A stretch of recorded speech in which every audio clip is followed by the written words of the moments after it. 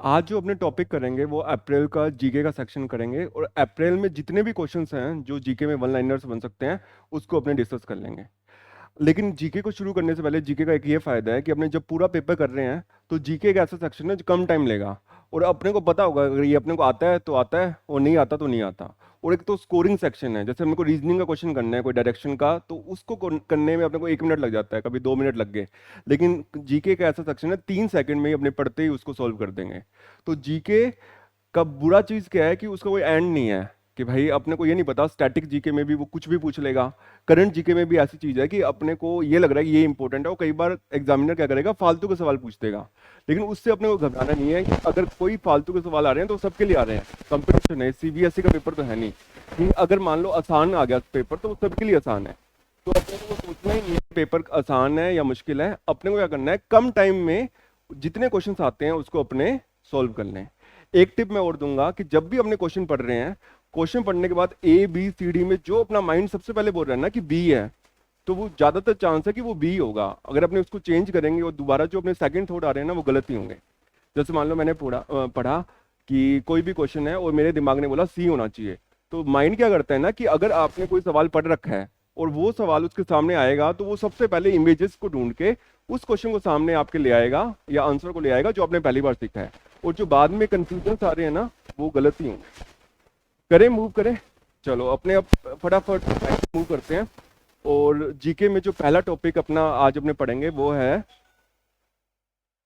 PM Narendra Modi release all India tiger census report. अब ये बहुत इंपॉर्टेंट है। क्यों इंपॉर्टेंट है? क्योंकि इस बार इंडिया टाइगर भी बाहर से लेके आया है, और दूसरी बात पीएम नरेंद्र मोदी सेंसस की रिपोर्ट रिलीज कर रहा है। तो अपने को पता होना चाहिए कि अपने इंडिया में कितने टाइगर हैं। तो पहला पॉइंट अपने को क्या पता होना चाहिए कि नरेंद्र मोदी ने जो फिगर बताई है उसके हिसाब से इंडिया में अब टोटल कितने टाइगर्स हैं। दूसरे पॉइंट अपने को ये पता होना चाहिए कि जो अपने टाइगर्स लेके आए हैं वो कौन से देश से लेके आए थे। तो पहला पॉइंट तो अपने ये याद रख लेंगे कि जो अपने टाइगर्स लेके आए हैं वो अफ्रीका से लेके आए हैं।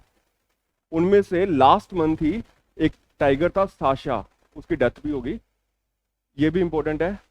और दूसरा पॉइंट, अब जो टाइगर का करंट रेशियो है वो है 3167। कितना है? 3167। अपने को पूछ लेंगे कि टाइगर के कितना रेशियो है अब? 3167। क्यों? क्योंकि नरेंद्र मोदी ने सेंसस रिपोर्ट निकाली है और अपने बाहर से भी टाइगर लेके आए हैं, और अपने चाह रहे हैं कि जो कैट फैमिली है टाइगर जो खत्म होती जा रही है वो वापस बढ़ जाए। PM of India has release the figure of the 5th cycle of India's tiger census report. कौन सा साइकिल था? 5th साइकिल था, रिवीलिंग 6.7% इंक्रीज। 6.7% इंक्रीज हो गया है किस में? जो पहले की 4 साल से अगर अपने कंपेयर करें तो पॉपुलेशन में कितना इंक्रीज हो गया? 6.7%। ठीक है, नेक्स्ट पॉइंट हमने पढ़ते हैं। वो क्या है, अपने को यह पता होना चाहिए कि जो टाइगर की पॉपुलेशन है वो सबसे ज्यादा कहां पे है। तो नीलगिरी जो क्लस्टर है उसमें जो टाइगर की पॉपुलेशन सबसे ज्यादा है। अब इसको मैं फटाफट मार्क करवा देता हूं, उससे पहले अपने को यह पता होना चाहिए जो इंटरनेशनल बिग कैट अलायंस है उसके अंदर हम क्या कर रहे हैं? कंजर्वेशन का काम कर रहे हैं। मतलब कि कुछ कैट्स जो हैं जैसे टाइगर हो गया, लियोपर्ड हो गया, ये गायब होते जा रहे हैं। तो इसके लिए एक ऑर्गेनाइजेशन बनाई है जिसका नाम है इंटरनेशनल बिग कैट अलायंस। इसका काम क्या होगा कि जितने भी टाइगर्स या फिर स्नो लियोपार्ड या फिर लॉयन ये गायब हो रहे हैं ना, इनको प्रिजर्व करने के लिए और प्लानट में ये रहें उसके लिए ये काम करेंगे। अब अपने से एग्जामिनर सवाल पूछ लेगा इसमें कितने मेंबर्स हैं, तो अपने को याद रखना है 97। कितने मेंबर्स हैं? 97। नेक्स्ट पॉइंट जो अपने को ध्यान रखना है कि लार्जेस्ट टाइगर पॉपुलेशन वर्ल्ड में कहां पे है? नीलगिरी क्लस्टर में। नीलगिरी क्लस्टर पूछ लेगा ऑप्शन देके, कहां पे है? नीलगिरी क्लस्टर में। ठीक है, नेक्स्ट पे मूव करते हैं फटाफट, इनको दोबारा रिवाइज भी कर लेंगे अपन। फिनलैंड ने अभी ज्वाइन किया है नेटो मिलिट्री अलायंस। अब नेटो क्या होता है? एक अपने समझते हैं नेटो क्या है। देखो क्या है ना, अभी यूक्रेन और रशिया का वार चल रहा था, तो उसमें भी क्या लॉजिक है, जो नेटो क्या काम करती है ना, इनके ग्रुप ऑफ नेशंस हैं। जैसे अभी 31 नेशंस हैं, पहले 30 होते थे, 31st फिनलैंड आ गया। इनका क्या है कि हम 31 दोस्त हैं। अगर 31 दोस्तों में से कोई भी बाहर का देश एक भी देश पे अटैक करेगा ना, तो हम 31 उस पर अटैक कर देंगे। इंडिया इसका हिस्सा नहीं है अभी। जैसे मान लो 31 नेशंस हो गए, अपने 31 ने ग्रुप बना लिया।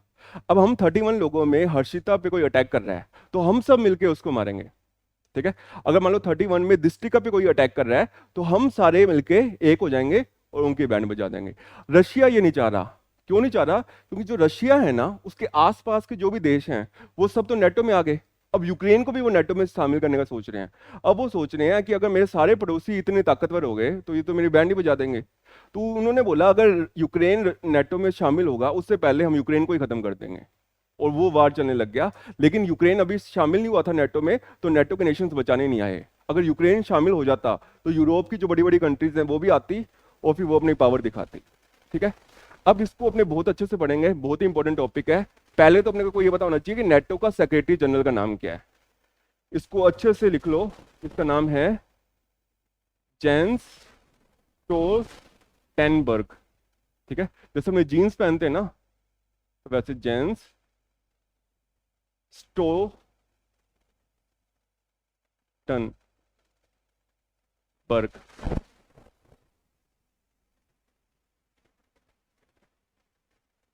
ठीक है, ऐसे देखो याद करना हो ना, एक चीज और मैं टिप दूंगा, अपने को इतनी चीजें इंफॉर्मेशन है याद ही नहीं रहेंगी।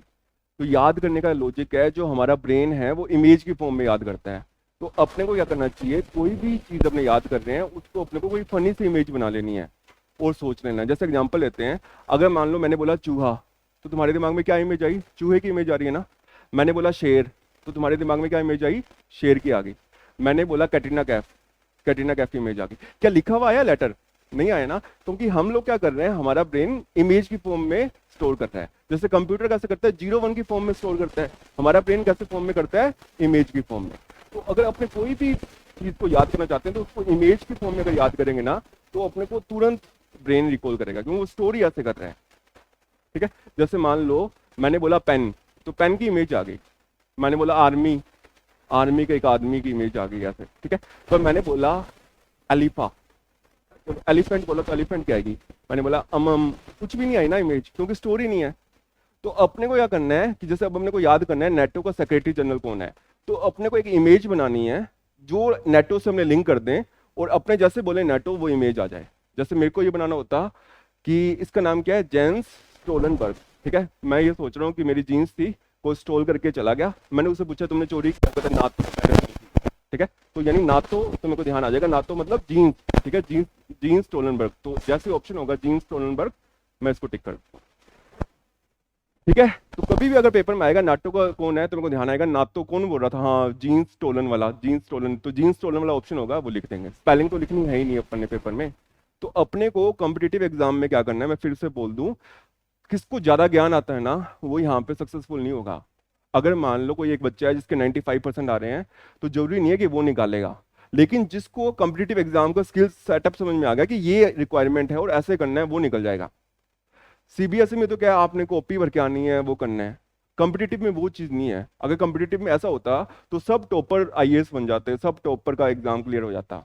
मेरे खुद के प्लस टू में सिर्फ 65.40 थे। ठीक है, और मेरे बैच में जहां मैं तैयारी कर रहा था 95 97 सब बच्चे बैठे थे, उनका नहीं हुआ क्लैट, और मेरा हो गया।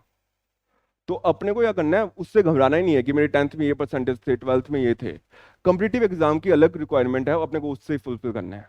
ठीक है, और जितना अपने टेस्ट देंगे ना उतना अपने को फायदा होगा, क्योंकि टेस्ट देने से अपने को पता लगेगा कि अपने को 2 घंटे में कैसे उसको मैनेज करें, कोई ऑप्शन आगे कैसे रूल आउट करें। ये मतलब नहीं है कि जो अपने को आता है वही अपने कर रहे हैं। अपने को कोई सवाल आ रहा है और अपने को सोचना चाहिए ए क्यों नहीं होगा, बी क्यों नहीं होगा। ठीक है, और ए बी अपने ने काट दिया, सी डी में से मोस्ट प्रोबेबल कौन सा है, डी लग रहा है, तो डी कर दो। जितने आते हैं अगर उतने ही करके आएंगे तो नहीं होगा। अपने को वो सवाल भी करने पड़ेंगे जो अपने को नहीं आते, और अपने को ऑप्शन की हेल्प से रूल आउट करना है। देखो एक अच्छी बात कहना, मान लो चाहे कोई भी पेपर हो, क्लैट का हो गया, सीयूटी का हो गया, अगर अपने पास पेपर है ना, तो उस पेपर में अगर मान लो 150 सवाल आ रहे हैं, तो 150 के 150 आंसर उसमें छपे हुए हैं। ठीक है, समझ रहे हो ये बात, कि तुमने वो खोली बुकलेट, उसमें 150 आंसर लिखे हुए हैं, बस तुम्हें पहचानना है कि वो खड्डा कहाँ पे है। जैसे क्वेश्चन है, 4 ऑप्शन है, ए बी सी डी, तो नजरों के सामने है तुम्हारे आंसर, वो तुम्हें बताने यार बी है। पर सीबीएसई के पेपर में ये नहीं था। सीबीएसई के पेपर में आ गया कि व्हाट इज दिस। ठीक है, तो अपने को कॉपी ढूंढनी पड़ रही थी, यार कॉपी पे ये सवाल लिखा हुआ था और इसका ये आंसर करना है। ठीक है, तो कॉम्पिटिटिव एग्जाम में ये फायदा है ये वाली चीज। और अपने गलत करेंगे नेगेटिव भी हो जाएगा, तुक्के नहीं मारने। ठीक है, हाँ अगर मान लो तुम्हें लग रहा है ना कि जैसे मान लो एक ऑप्शन एलिमिनेट हो गया तो वो कर लो, और अगर तुक्का भी मारना है तो बी और सी मारेंगे अपने, उसके ज्यादा चांसेस सही होने के। ठीक है, नेक्स्ट पे आते हैं कि 31st मेंबर कौन सा बना है। अभी मैंने बताया था 30 मेंबर थे, फिनलैंड जो है वो 31st मेंबर बन गया है। मतलब कि अगर 31 देश हैं और इनमें से फिनलैंड भी अब आ गया। कोई भी अगर एक पे झगड़ा होगा, कोई भी एक से लड़ाई होगा, 31 के 31 मारेंगे। अगर इंडिया फिनलैंड पे अटैक करता है ना, तो 31 देशों से पंगा ले रहा है वो, 31 देश इंडिया पे मारेंगे। ठीक है, तो समझ में आ गया नेटो का क्या सिस्टम है। आगे बढ़ते हैं। नेटो की फुल फॉर्म क्या है ये ध्यान रख लो, नॉर्थ अटलांटिक ट्रीटी ऑर्गेनाइजेशन। क्या है?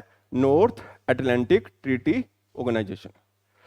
आगे चलते हैं कि जब ये शुरू हुई थी, ठीक है, तब कितने मेंबर्स थे अपने वो भी पढ़ेंगे।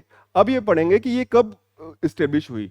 जब वर्ल्ड वार 2 का टाइम आया था, उस टाइम इसको हमने इस्टेब्लिश किया था। इसकी इंप्लीमेंटेशन के लिए इसको साइन जो किया था वो था 4 अप्रैल 1949 में।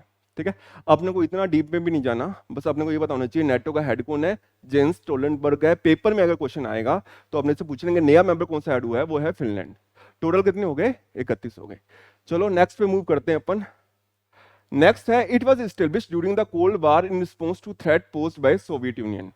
सोवियत यूनियन कौन होता है? रशिया को ही बोलते हैं। ठीक है, जो यूएसएसआर है। अब क्या है, ये एस्टेब्लिश हुई थी कोल्ड वार के टाइम में, और इन पे जब थ्रेट था तो इन्होंने एक ग्रुप बना लिया। नेटो का हेडक्वार्टर कहाँ है? ब्रूजल्स, बेल्जियम। नेटो का हेडक्वार्टर कहाँ है? ब्रूजल्स, बेल्जियम। ठीक है,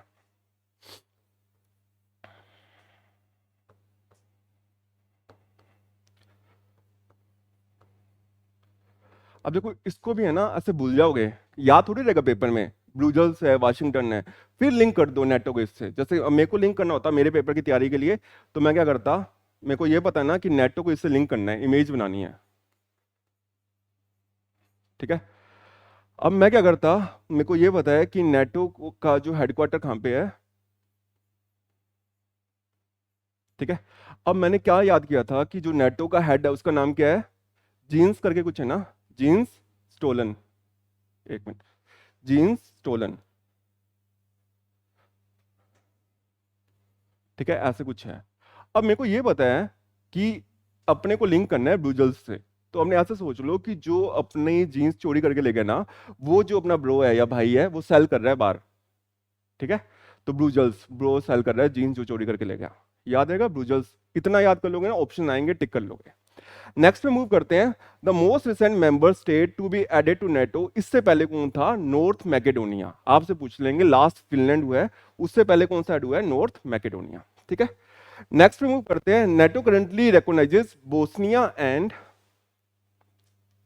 Herzegovina, Georgia and Ukraine as aspiring members. वो मान के चल रहा है कि ये नए मेंबर्स हो जुड़ेंगे, और यूक्रेन जुड़ेगा। ये बात जो वो मान के चल रहा है, रशिया को ये बात बिल्कुल नहीं पसंद आई। क्यों नहीं पसंद आई?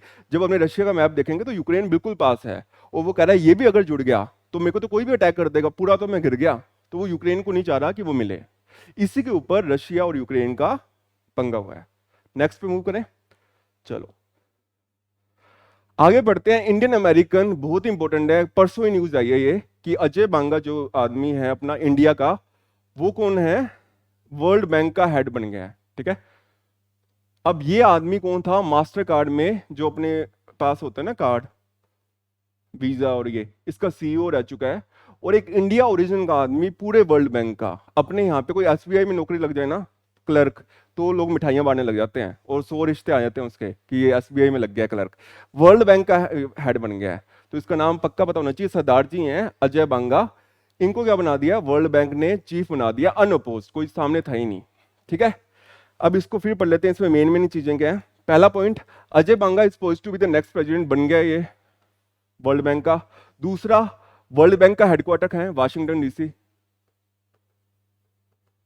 ठीक है, तीसरा point, he was the executive chairman of Mastercard. Mastercard क्या काम करती थी? जैसे मान लो वीजा कार्ड है, मास्टर कार्ड है, डेबिट कार्ड और क्रेडिट कार्ड काम है। Banga has been nominated by President Joe Biden. किसने इसको नॉमिनेट किया है? जोए बिडेन ने। और ये क्या है? वर्ल्ड बैंक का प्रेसिडेंट है। और ये आदमी जो भी ये पूरा बैंक है, ये कब स्टेब्लिश हुआ था? 1944 में। इसके हेडक्वार्टर अपने पढ़े लिए कहाँ पे हैं? Washington DC. और इससे पहले जब ये बना, उससे पहले जो आदमी था उसका नाम था डेविड रॉबर्ट मेलपास। पूछ लेंगे किसको रिप्लेस कर रहा है? डेविड रॉबर्ट मेलपास को। ठीक है, आगे चलते हैं। और इतना बहुत है, ये 2019 से था, इसका टाइम पीरियड खत्म हो गया और अजय बांगा अब हेड बन गया। ये वाशिंगटन डीसी वो प्लेस है जहाँ पे वर्ल्ड बैंक का हेडक्वार्टर सिचुएटेड है। ठीक है, हाँ लिख लो। डेविड रॉबर्ट मालपास, ये कौन आदमी है? डेविड रॉबर्ट मालपास, ये पहले हेड था, इसको रिप्लेस करके अजय बांगा हेड बन गया। करें मूव आगे। ठीक है, इसको याद करने के लिए भी कोई ट्रिक बना सकते हैं हमने। देखो ऐसे होता है, मान लो सपोज करो वर्ल्ड बैंक का हेड था ना, ठीक है, तो अब क्या है, जब ये रिटायर होके आ गया तो लोग कह रहे हैं भाई तूने तो वर्ल्ड बैंक में तो सारे पैसा है ही, तो तू जो तूने माल कमाया वो पास कर, अब हमको पार्टी दे, तो माल पास। ठीक है, ऐसे याद कर लेना। चलो आगे चलते हैं। नेक्स्ट पे अपने आते हैं बनारसी लंगड़ा मैंगो, बनारसी पान, इनको लेटेस्ट जीआई टैग मिला है। अब जीआई टैग क्या होता है ना, ये अपने को पता होना चाहिए। जीआई टैग होता है जियोग्राफिकल इंडिकेशन टैग। जो लोकेशन में फेमस कोई चीज है ना, और वो चीज वहीं की फेमस है, जैसे रसगुल्ला हो गया कहाँ का, बीकानेर का, तो उनको जीआई टैग दे देते हैं, वो उस नाम पे वो उसको बेच सकती हैं। जैसे आगरे का पेठा फेमस है, तो आगरे के पेठा को जीआई टैग मिल गया। अगर आपकी कुछ लोकेशन में ऐसी खास बात है जो उसी लोकेशन के एरिया में उसका टेस्ट आ रहा है या कोई फेमस है, तो उसको हम क्या बोल देंगे, जीआई टैग। किस इसको मिला है? बनारसी का लंगड़ा पान को, मैंगो को। बनारसी पान तो वैसे ही गाने बने हुए हैं, शाहरुख खान का भी गाना है, ठीक है, और लेटेस्ट इनको जीआई टैग मिल गया। अब आगे बढ़ते हैं। एज मैनी एज 33 प्रोडक्ट्स वर ग्रांटेड, 33 प्रोडक्ट को हमने ग्रांट किया है जीआई सर्टिफिकेट। अब जीआई सर्टिफिकेट का मतलब फिर मैं बता दूं क्या है। जैसे मान लो गंगानगर में अब एक बर्फी मिलती है, ठीक है, रेवाड़ी की बर्फी।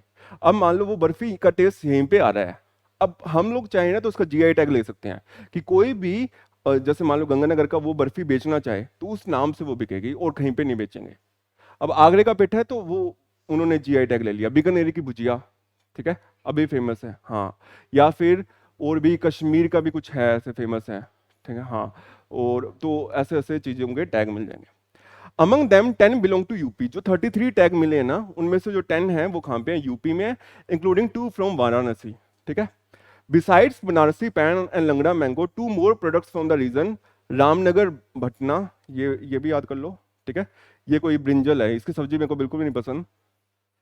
एंड चंदाउसी, ये अमचीनी, ठीक है, चावल, इसको भी टैग मिला, ये टाइप का चावल है। अपने से बस यही पूछेंगे टोटल कितने मिल गए, 33 मिल गए।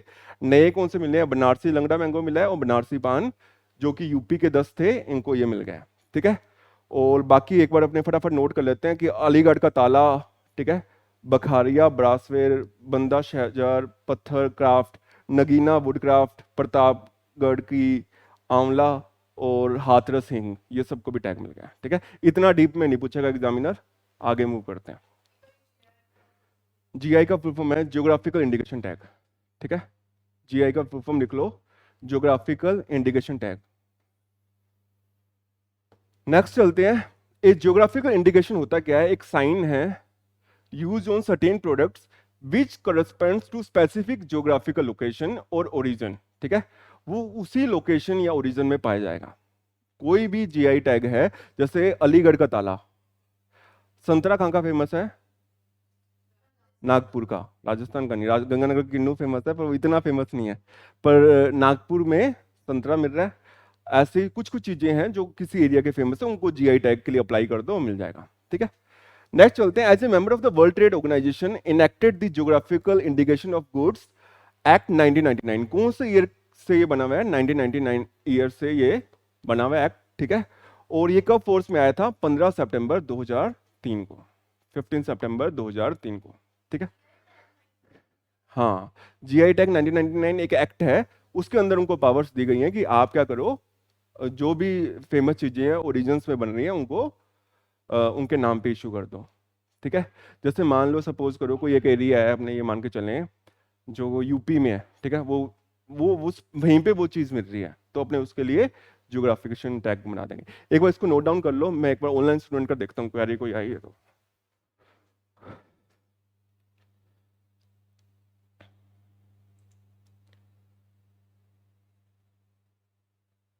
नेल्सन, ये जोई बिडेन क्या है ना, उस वर्ल्ड बैंक जो पूरा का पूरा जो भी है, वो का उसका जो अमेरिका का प्रेसिडेंट होगा उसके पास ही पावर है, वही इनको नॉमिनेट करता है।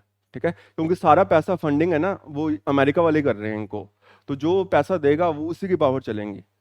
अगर इंडिया फंडिंग करने लग गया तो फिर नरेंद्र मोदी जिसको चाहेगा वो बन जाएगा।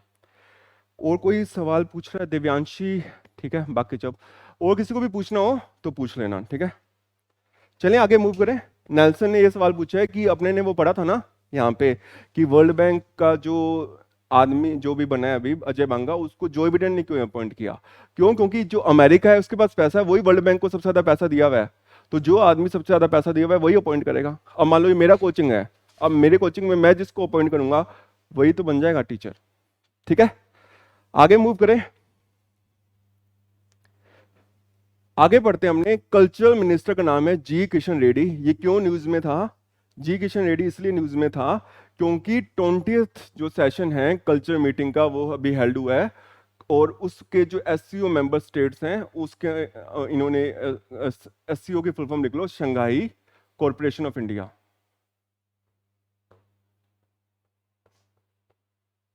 ठीक है। अब कल्चर मिनिस्टर का नाम पूछ लेंगे जिसने मीटिंग ऑर्गेनाइज की है, उसका नाम है जी किशन रेड्डी, ठीक है, जी किशन रेड्डी।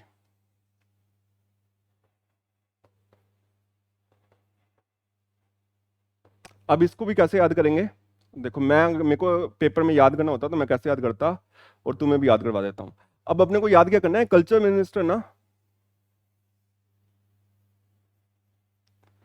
स्कूल का तो पता नहीं, हमारे एनएलयूज में है ना कल्चरल फेस्ट होते थे, ठीक है। उस कल्चरल फेस्ट में क्या होता है कि अलग अलग से एनएलयूज आ रहे हैं, दूसरी टीमें आ रही हैं, वो कुछ इवेंट हो रहे हैं, कोई डांस हो रहा है, कुछ भी हो रहा है। तो जब भी कल्चरल इवेंट्स होते थे ना, सब बच्चे रेडी रहते थे कि यार अब पढ़ाई से छुटकारा मिलेगा और इवेंट करेंगे। तो कल्चरल फेस्ट में क्या है, सब लोग रेडी हैं पार्टिसिपेट करने के लिए कि फ्री का खाना मिलेगा, फ्री का डांस होगा देखने को, सब कुछ मजे करेंगे।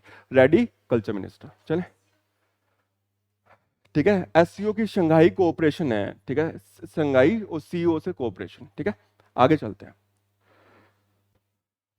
इंडिया ने इंडिया जस्टिस रिपोर्ट 2022 आई है, ठीक है, जिसमें कि ये बोला कि जो जजेस की वैकेंसी है ना उसका बहुत ही बुरा हाल है। आपको अपने इंडिया में जितने जज हैं उसकी बहुत ज़्यादा वैकेंसी है और वो फुलफिल हो ही नहीं रही, ठीक है। और इस रिपोर्ट को अपने देखते हैं क्या है। ये रिपोर्ट 2022 में आई है। इसमें जो टॉप रैंक लिया है वो है कर्नाटका ने, ठीक है। कर्नाटका में सबसे ज़्यादा सही जस्टिस का सिस्टम चल रहा है, और टोटल 18 स्टेट्स को इन्होंने कैलकुलेट किया है जिनकी पॉपुलेशन कितनी है, 1 करोड़ से ऊपर है। और कोई छोटे मोटे स्टेट है ना, असम हो गया, मणिपुर हो गया, जिनकी बहुत छोटा है उनको गिना ही नहीं। 18 स्टेट का इन्होंने रैंकिंग निकाली है, उसमें कर्नाटका ने टॉप किया है जस्टिस रिपोर्ट में, ठीक है। तमिलनाडु की सेकंड पोजीशन है, और तेलंगाना जो है उसकी थर्ड है, और यूपी और बाकी सब बाद में है, ठीक है। और यूपी का लास्ट रैंक है 18वां, जिसमें पॉपुलेशन का रैंकिंग के हिसाब से देखें। अब देखो जजेस का क्या है ना कि अभी अपने आगे पढ़ेंगे कितना है। As of December 2022 against section, यानी इतनी है ना, गवर्नमेंट ने बोल रखी है कि इतने जज होने चाहिए, कितने होने चाहिए, और 1108 जज हैं, और हाई कोर्ट में सिर्फ 778 हैं, यानी वैकेंसी तो होनी चाहिए थी इतनी 1108, टोटल जज कितने हैं 778। अभी भी 40% जज है ही नहीं वहां पे, ठीक है।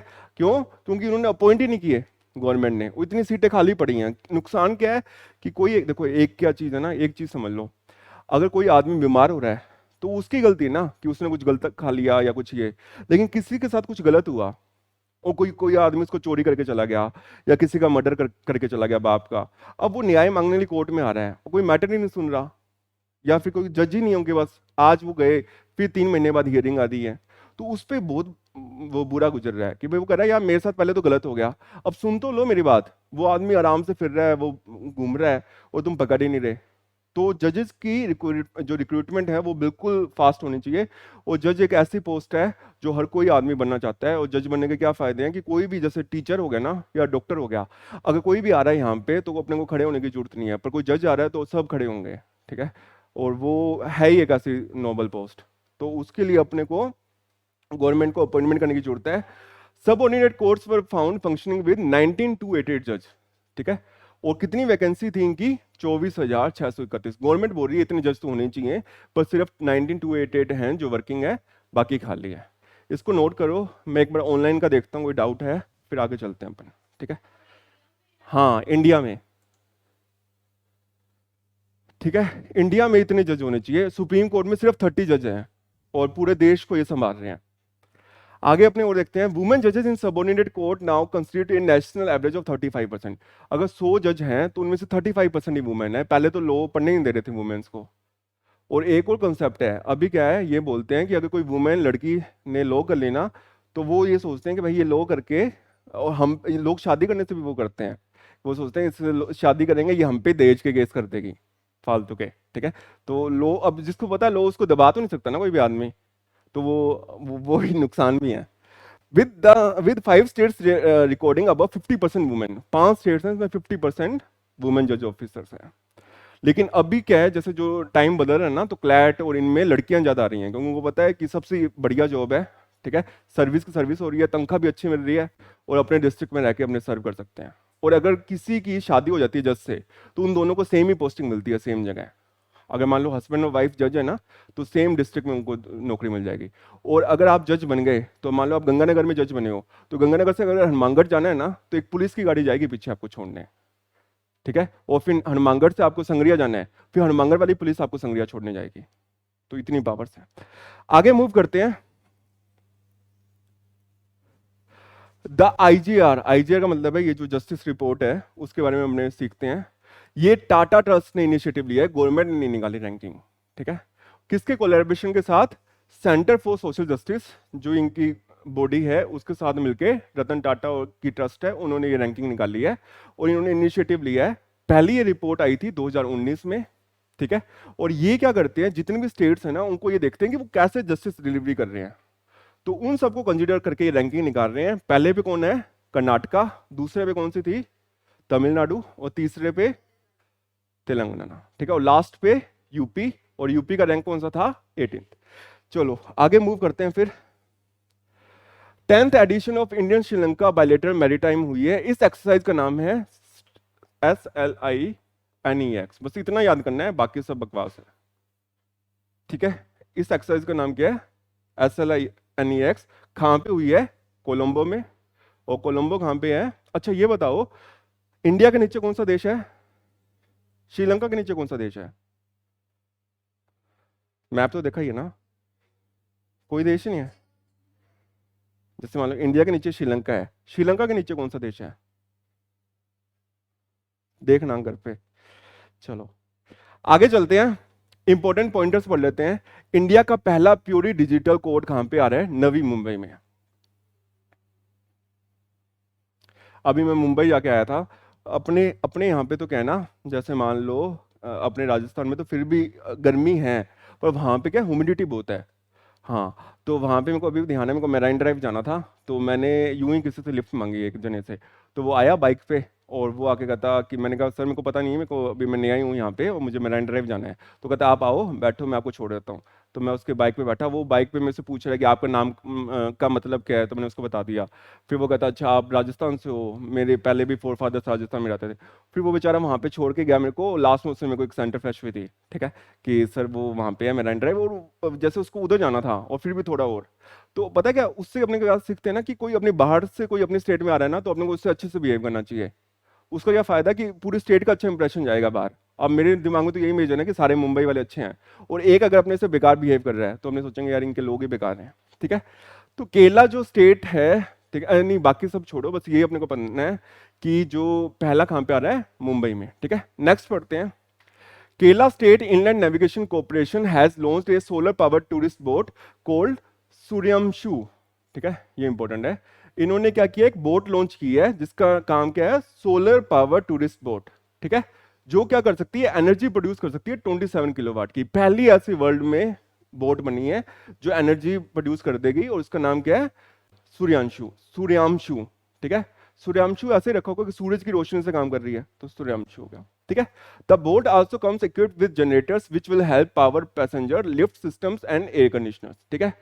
अब ये पहली होगी है, पूछ लेंगे कौन सी स्टेट है? केरला। नेक्स्ट पे चलते हैं। इटालियन गवर्नमेंट ने बैन कर दी इंग्लिश, ठीक है, और कुछ फॉरेन लैंग्वेज को जो कि ऑफिशियल कम्युनिकेशन में यूज हो रही थी। क्या किया इन्होंने? इंग्लिश को बैन कर दिया और फॉरेन लैंग्वेज को बैन कर दिया। पता क्या है कि अपने को भी जितने नेशंस डेवलप है ना, वो अपनी खुद की मदर लैंग्वेज को यूज कर रहे हैं, और वो उसी का ही फायदा है, क्योंकि अगर आप किसी बच्चे को शुरू में उसकी मदर टंग या जो मदर लैंग्वेज है उसमें पढ़ाओगे ना, वो ज़्यादा ग्रो करेगा, जल्दी सीखेगा, बजाय कि फॉरेन लैंग्वेज में।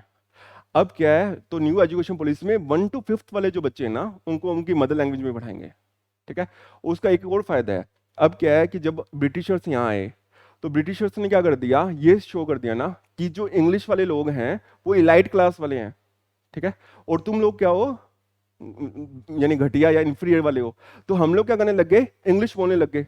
और अभी भी अगर दो जने बच्चे बैठे हैं, एक ए है दूसरा बी है, और दोनों अगर सवाल का जवाब दे रहे हैं, ए इंग्लिश में दे रहा है और बी हिंदी में दे रहा है, तो अपना माइंड क्या बोलेगा कि ए वाला कूल है, यही सही बोल रहा है, और बी वाला बेकार है, ठीक है। तो अपने जो गुलाम वाली अपने में है ना मानसिकता, वो अभी भी यही चल रही है कि ये इन दोनों में से ए ही ज्यादा बेटर है, ठीक है।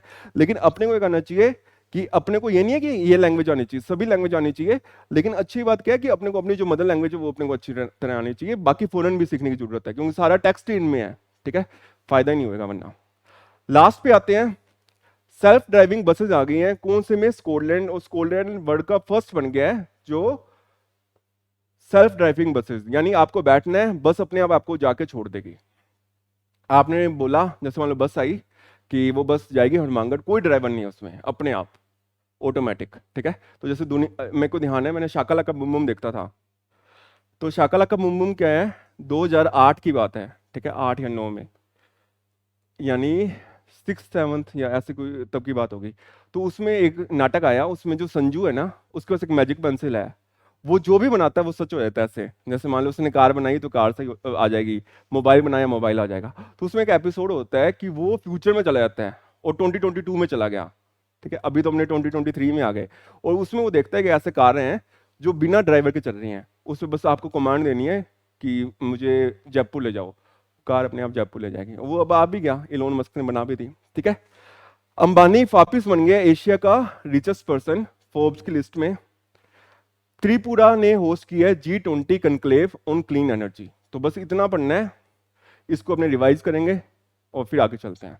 लास्ट चलते हैं, पहला तो अपने ने क्या सीखा, त्रिपुरा कौन सी क्लीन एनर्जी वाली जो मीट है वो किसने ऑर्गेनाइज किया है, त्रिपुरा ने। दूसरा, अंबानी फर्स्ट पे आ गया। अभी बीच में क्या हुआ था ना, अदानी आ गया था, लेकिन एक रिपोर्ट आई, हिडनबर्ग रिपोर्ट। हिडनबर्ग रिपोर्ट ने क्या बोला कि अदानी के जो शेयर्स हैं उनमें कुछ घपला चल रहा है और सारी की सारी उसकी वेल्थ आधी होगी लगभग, और वो नीचे आ गया। अब अंबानी फिर टॉप पे आ गए, वर्ल्ड में नहीं आया, एशिया में। वर्ल्ड में कौन है टॉप पे, इलोन मस्क। इलोन मस्क भी नीचे आ गया है, एक और नया आदमी आ गया, मेरे को भी ध्यान नहीं है, देखना, इलोन मस्क भी नहीं है। सेल्फ ड्राइविंग बसेस जो होंगी वो कहां पे आ रही है, स्कॉटलैंड। वापस रिवाइज करते हैं। हम्म, लास्ट पेज, चलो लिख लो इतनी देर, मैं इतनी ऑनलाइन का लेता हूँ।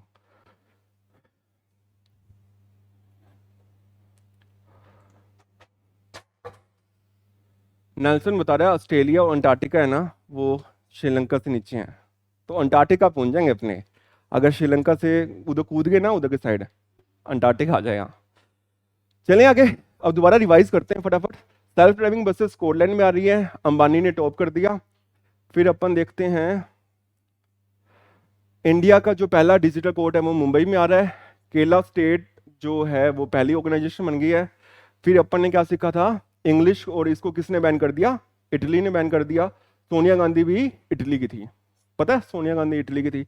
जो राजीव गांधी था ना वो पढ़ने गया हुआ था, और ये बार में काम करती थी सिर्फ सोनिया गांधी, और फिर इसको प्यार हो गया, यहाँ पे आ गई और अब तो रानी बन गया। आगे चलते हैं वापस। फिर अपने ने देखा श्रीलैक्स कहाँ पे हुई है, कोलंबो में, इंडिया और श्रीलंका की एक्सरसाइज है। फिर अपन ने ये वाला, ये श्रीलंका और इंडिया की है ना मिलिट्री एक्सरसाइज हुई है, इसका नाम है SLINEX। कौन सी जगह हुई है, कोलंबो में, जो कहाँ की कैपिटल है, श्रीलंका की। फिर जजेस की रिपोर्ट अपने ने पढ़ ली। पहला किसका रैंक था, कर्नाटका का। लास्ट था उसका अपना यूपी, और सेकंड पे कौन थी, तेलंगाना, ठीक है, ये अपने पढ़ी ली। फिर अपन पढ़ते हैं, ये भी अपना हो गया, ठीक है। कल्चर मिनिस्टर अपने पढ़ लिया, जी किशन रेड्डी। इसको कैसे याद किया था कि कल्चर फेस्ट में जाने के लिए अपने रेडी रहते हैं। अब अपने क्या करेंगे ना, कुछ इंपॉर्टेंट पॉइंट्स हैं जो अपने सीधा देख लेंगे अप्रैल के, और फिर इस क्लास को खत्म करते हैं, ठीक है।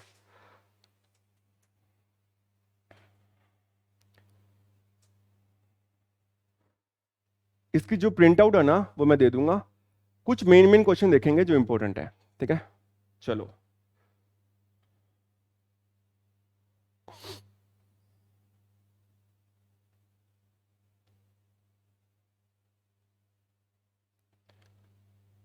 इसकी पीडीएफ कैसे चलेगी, नीचे करना पड़ेगा।